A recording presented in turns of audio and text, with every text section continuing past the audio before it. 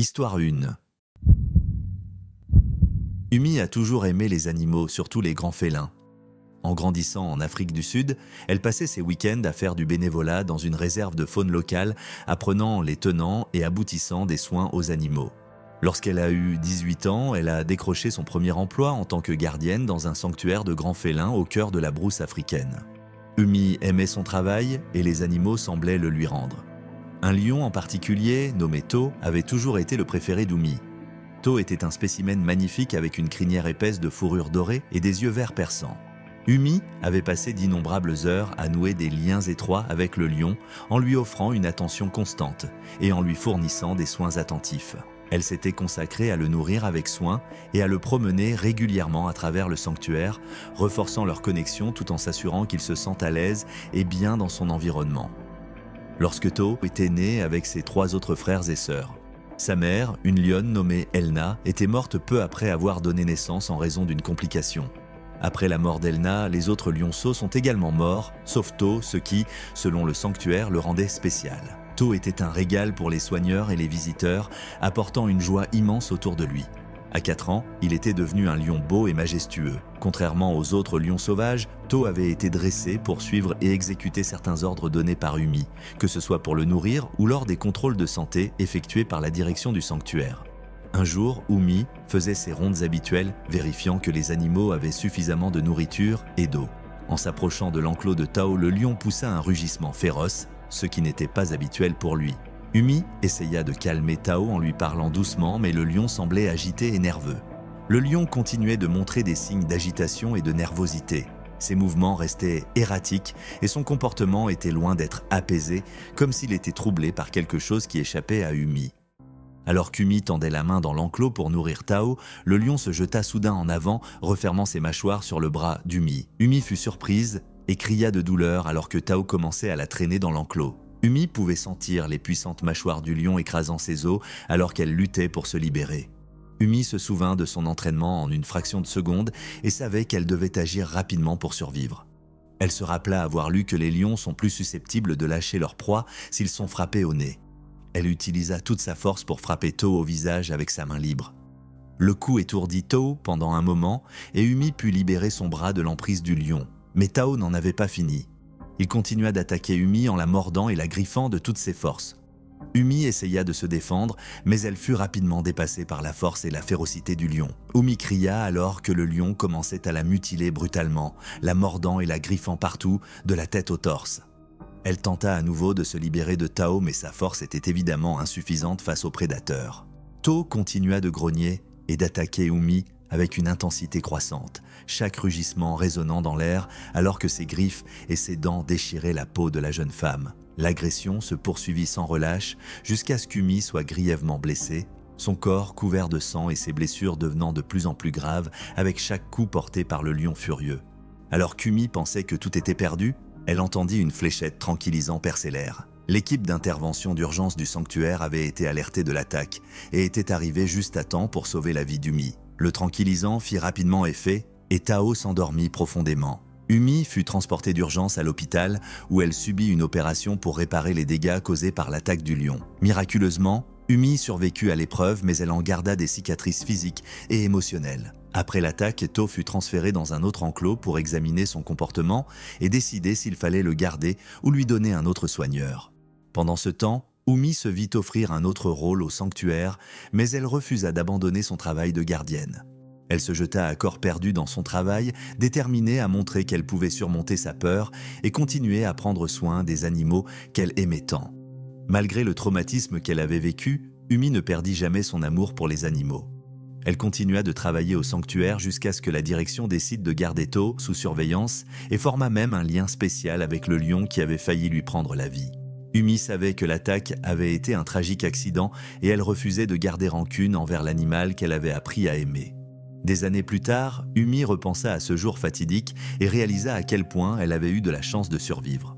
Elle savait qu'elle avait reçu une seconde chance dans la vie et était déterminée à en tirer le meilleur parti. Les cicatrices sur son corps lui rappelleraient toujours l'attaque, mais elles lui rappelleraient aussi sa force et sa résilience face au danger. Umi savait qu'elle avait eu une chance incroyable et se fit la promesse solennelle de ne jamais prendre sa vie pour acquise en restant constamment vigilante et attentive à son environnement. Même si elle avait développé un lien profond avec To, elle comprenait désormais l'importance de rester prudente en toutes circonstances. Histoire 2. Jamal et Nila venaient de se marier lors d'une magnifique cérémonie en Afrique du Sud. Ils étaient ravis de commencer leur lune de miel dans un hôtel luxueux à la périphérie du parc national Kruger. Le cadre était idyllique.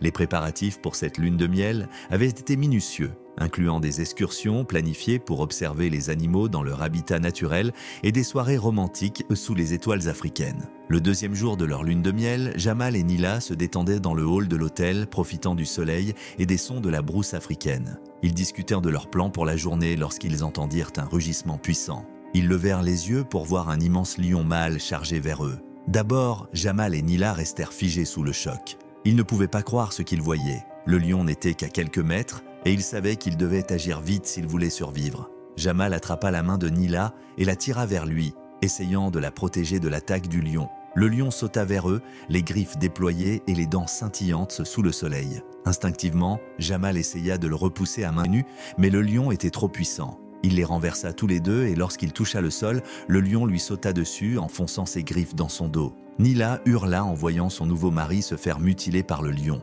Elle savait qu'elle devait faire quelque chose pour l'aider. Elle vit un grand vase à proximité et l'attrapa, le jetant à la tête du lion. Cela distrait le lion momentanément, permettant à Jamal de ramper hors de sa portée. Le lion tourna son attention vers Nila, ses yeux fixés sur elle. Elle pouvait sentir son cœur battre à tout rompre tandis que le lion chargeait vers elle. Elle attrapa une chaise et la tint devant elle comme un bouclier. D'un seul coup, le lion fit tomber la chaise de sa main et Nila trébucha en arrière, tombant au sol. Le lion était sur elle instantanément, ses pattes massives la plaquant au sol. Elle pouvait sentir son souffle chaud sur son visage tandis qu'il grondait. Elle savait qu'elle devait se battre pour sa vie. Elle se rappela une tactique de survie qu'elle avait apprise auparavant et décida de frapper le lion au nez, espérant que cela le ferait lâcher prise.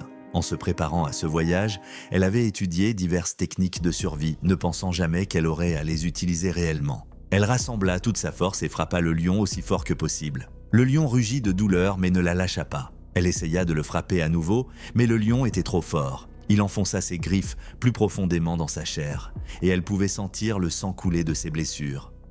Elle rassembla toute sa force intérieure et donna un coup de poing au lion avec toutes ses dernières énergies, espérant que le choc serait suffisant pour le faire lâcher prise. Le lion rugit avec une intensité de douleur qui résonna dans l'air, mais il resta obstinément accroché à elle, sans relâcher sa prise. Désespérée, alors qu'elle pensait que tout était fini, elle entendit un coup de feu. Le lion tomba au sol, mort. Un groupe de gardes-chasse était arrivé sur les lieux et avait abattu le lion juste à temps pour sauver Jamal et Nila. Les gardes-chasse étaient en patrouille régulière pour assurer la sécurité des visiteurs et leur intervention rapide avait été cruciale. Jamal et Nila furent transportés d'urgence à l'hôpital, recevant des soins médicaux immédiats. Ils souffraient tous les deux de graves blessures suite à l'attaque du lion. Ils passèrent les semaines suivantes à se remettre de leurs blessures, tant physiquement qu'émotionnellement.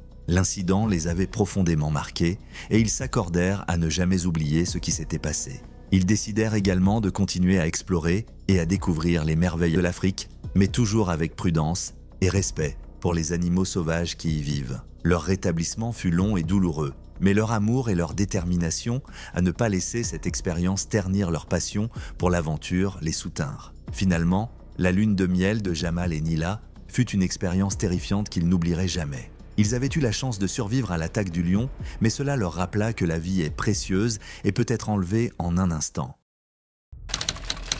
Histoire 3.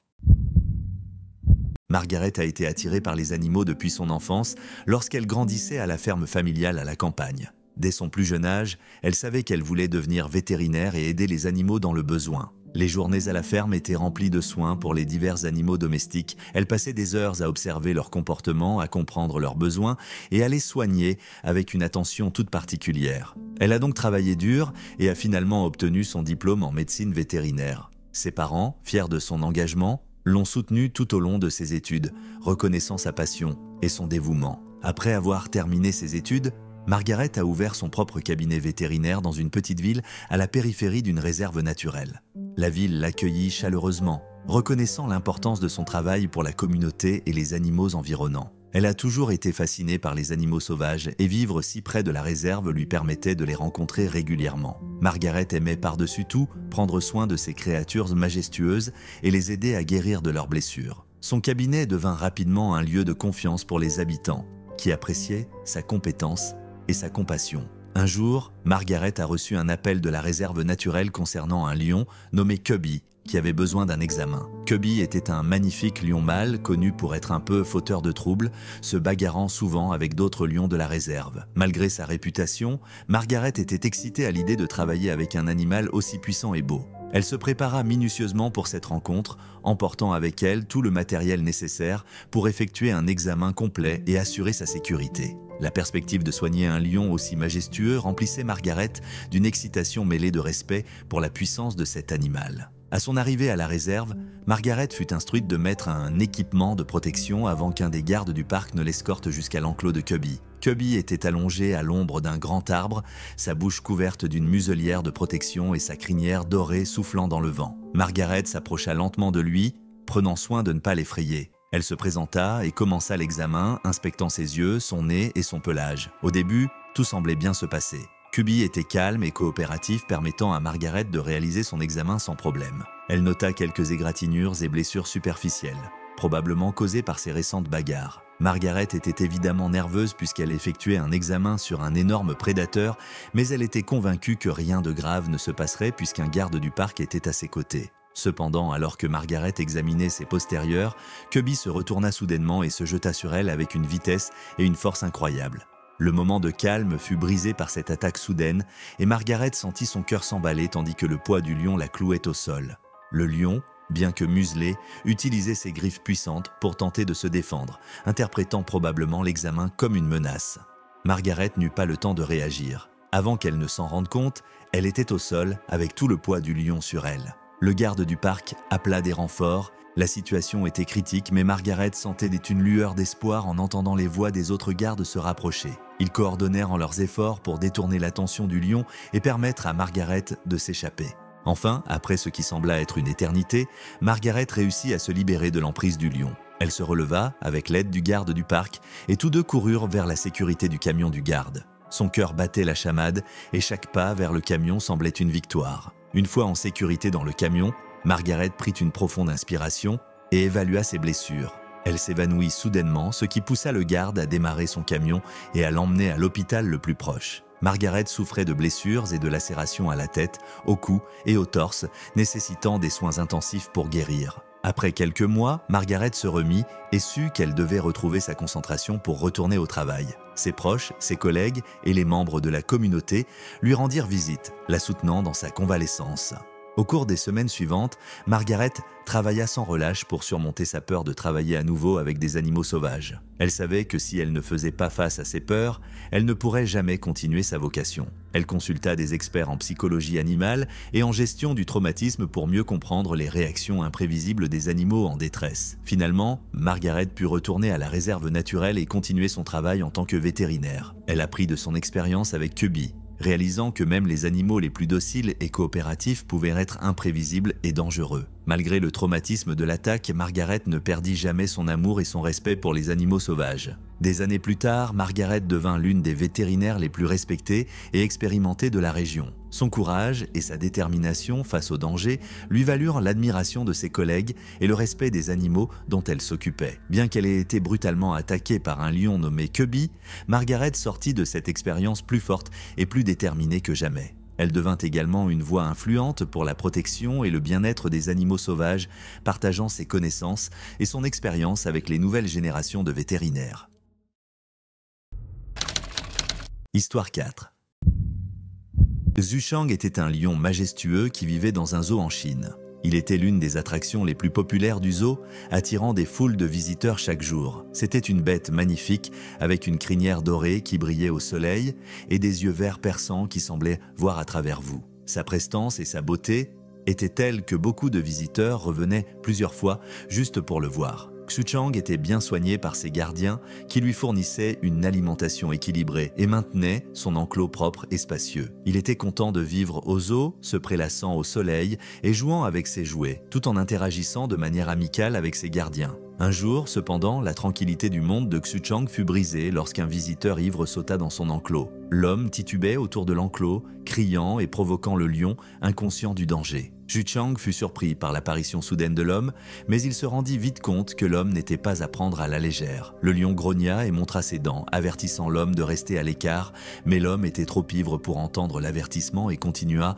à s'approcher du lion, attirant l'attention et l'inquiétude des autres visiteurs. Soudain, l'homme se jeta sur Xu Chang, agrippant la crinière du lion et essayant de monter sur son dos. Xu Chang rugit de colère et de douleur, frappant l'homme avec ses puissantes pattes. L'homme n'était pas de taille face à la force et à la vitesse du lion et se retrouva bientôt à saigner abondamment de ses blessures. La foule de visiteurs qui regardaient la scène avec horreur se dispersa rapidement, courant se mettre à l'abri alors que Xu Chang continuait de mutiler l'homme. Mais une personne refusa d'abandonner l'homme blessé à son sort, Yu Fei, le gardien de Xu Chang. Ce dernier savait que chaque seconde comptait et qu'il devait intervenir rapidement pour éviter une tragédie. Yu Fei avait travaillé avec Xu Chang pendant des années et connaissait le comportement du lion mieux que quiconque. Il réalisa que le lion n'attaquait pas par malveillance, mais par peur et pour se défendre. Yu Fei attrapa rapidement un fusil tranquillisant et se précipita vers l'enclos de Xu Chang. Dès que Yu Fei entra dans l'enclos, il vit l'homme allongé sans mouvement avec Xu Chang debout au-dessus de lui. Le lion était clairement agité, marchant de long en large et grognant vers Yu Fei, mais ce dernier savait qu'il devait agir rapidement pour sauver l'homme et le lion. La tension dans l'air était palpable, et chaque geste de Yu Fei était précis et mesuré pour ne pas provoquer davantage le lion. Yu Fei s'approcha prudemment de Xu Chang, lui parlant doucement et gardant ses distances. Le lion se calma lentement, et Yu Fei put le tirer avec une fléchette tranquillisant. Alors que Xu Chang s'endormait, Yu Fei saisit rapidement l'homme et le sortit de l'enclos. L'homme fut transporté d'urgence à l'hôpital où il reçut un traitement pour ses blessures. Il finit par se rétablir, mais il garda des cicatrices qui lui rappelleraient sa folie pour le reste de sa vie. Quant à Xu Chang, il ne fut pas puni pour son comportement. Le zoo reconnut qu'il avait agi uniquement par légitime défense et prit des précautions supplémentaires pour éviter que de tels incidents ne se reproduisent à l'avenir. Yu Fei fut salué comme un héros pour sa rapidité d'esprit et son courage face au danger. Il avait sauvé à la fois l'homme et le lion et avait démontré l'importance de comprendre et de respecter le comportement des animaux sauvages. Son intervention rapide et efficace avait non seulement préservé la vie de l'homme, mais avait également évité que Xu Chang ne soit injustement puni pour une situation provoquée par l'irresponsabilité humaine. Les visiteurs et le personnel du zoo exprimèrent leur gratitude à Yu Fei pour sa bravoure. En fin de compte, l'incident servit de signal d'alarme pour le zoo et ses visiteurs. Il rappela à tous que les animaux sauvages ne sont ni des jouets, ni des animaux de compagnie et qu'ils méritent d'être traités avec prudence et respect. Histoire 5. Harris était un touriste canadien amoureux de l'aventure. Il avait toujours été fasciné par la faune africaine. Lorsqu'il entendit parler d'une expérience de marche avec les lions dans un parc safari au Sénégal, il ne put résister à l'opportunité. Harris avait fait beaucoup de recherches avant de venir et savait que les lions du parc avaient été élevés en captivité et étaient relativement sûrs pour la marche. Le jour de l'expérience, Harris arriva tôt le matin au parc. Il fut accueilli par son guide, Moussa, un local amical et connaissant qui travaillait au parc depuis de nombreuses années. Moussa expliqua à Harris les précautions de sécurité et les règles de l'expérience, qui comprenaient marcher en file indienne, ne pas faire de bruit fort et ne pas s'approcher trop près des lions. L'excitation envahit Harris lorsqu'il enfila son équipement et rejoignit le groupe. Ils marchèrent vers un grand enclos où 4 lions les attendaient. Harris pouvait voir les énormes félins se promener et jouer ensemble. Le groupe s'approcha de l'enclos et Moussa les avertit de rester derrière la barrière. Il ouvrit la porte et fit signe au groupe de le suivre. Harris était ravi en entrant dans l'enclos, observant les lions de près. Le groupe marchait lentement, restant proche de Moussa. Les lions ne semblaient pas perturbés par la présence des visiteurs et continuaient de se divertir. Ils se roulaient sur le sol et se frottaient les uns contre les autres avec une aisance naturelle, ignorant totalement l'attroupement. Soudain, l'un des lions, un mâle imposant, commença à grogner et à charger vers Harris. La panique s'empara de lui et il resta figé, incapable de bouger. Le lion se rapprochait de plus en plus et Harris pouvait sentir son cœur battre dans sa poitrine. Moussa réagit rapidement, saisissant un long bâton et courant vers le lion en criant fort. Le lion, surpris, recula mais chargea de nouveau, cette fois vers Moussa. Harris ne pouvait qu'observer alors que Moussa esquivait et se déplaçait, utilisant le bâton pour repousser le lion. Le lion était implacable et Harris pouvait voir Moussa lutter pour le maintenir à distance.